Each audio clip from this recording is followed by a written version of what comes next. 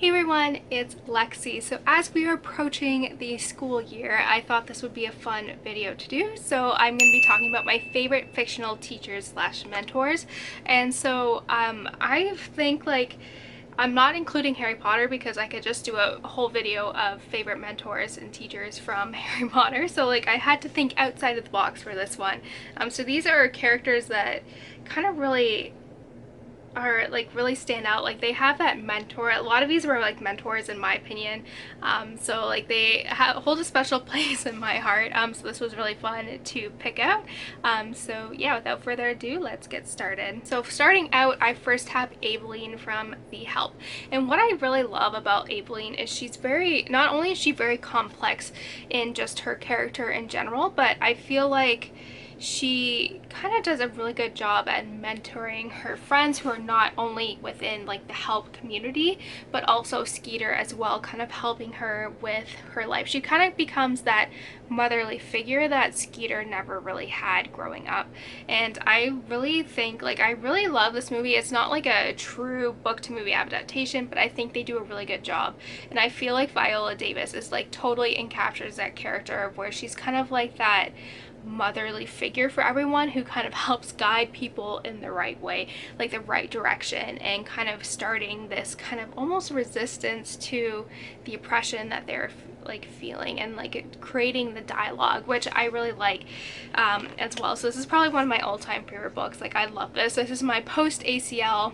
surgery read. I read it the first time I tore my ACL and the second time as well. Hopefully there won't be a third time where I read this post ACL surgery, but I probably will tear it again, but that's just life. But definitely this is probably one of my favorites of all time.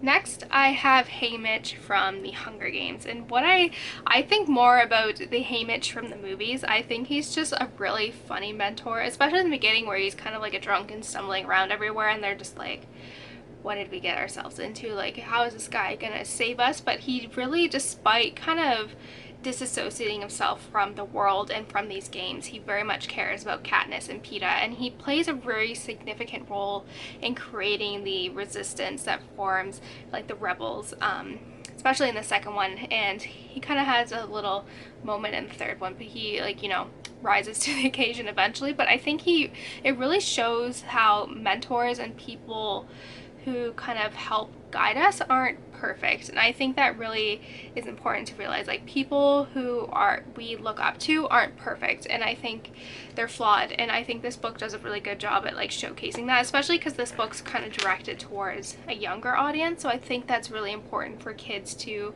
kind of learn as well. So yeah.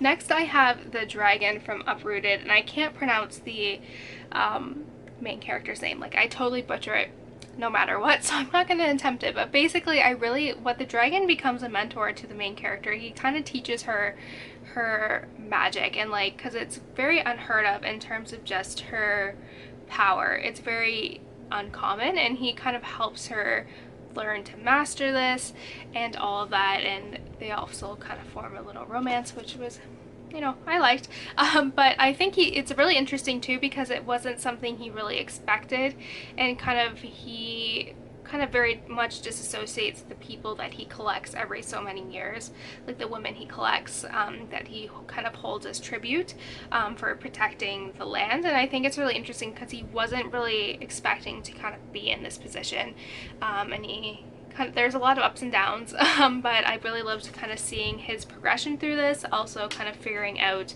the power that he needs to kind of understand. So yeah, definitely really love this one, and I need to read Spinning Silver very soon because I'm excited for this one.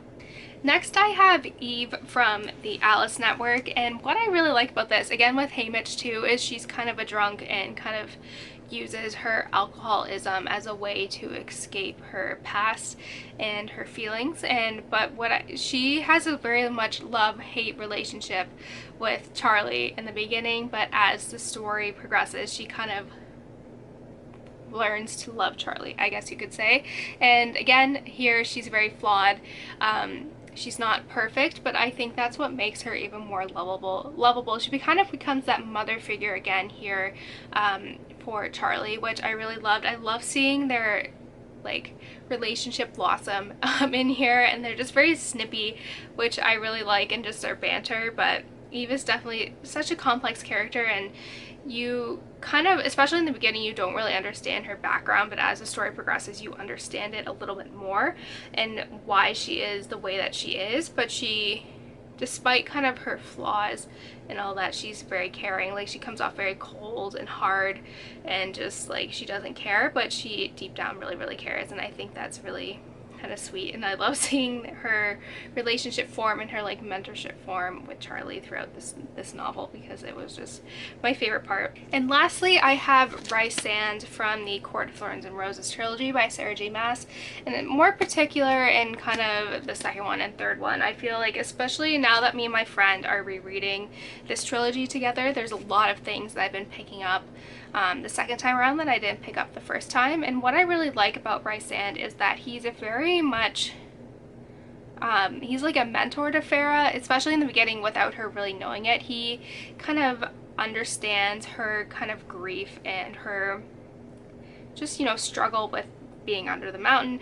He gives her space, but he also pushes her to do better, and like he knows she can do better, and I really love seeing that. I think it was really, I love seeing their relationship blossom and bloom, and like even though he knew certain things and like he was trying not to do certain things, like he still wanted what was best for Farah and kind of helping her live to her full potential.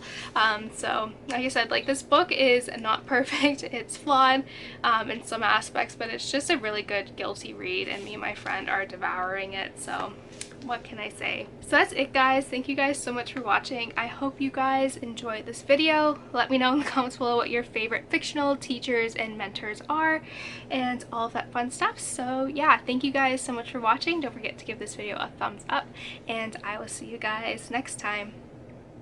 Bye, guys.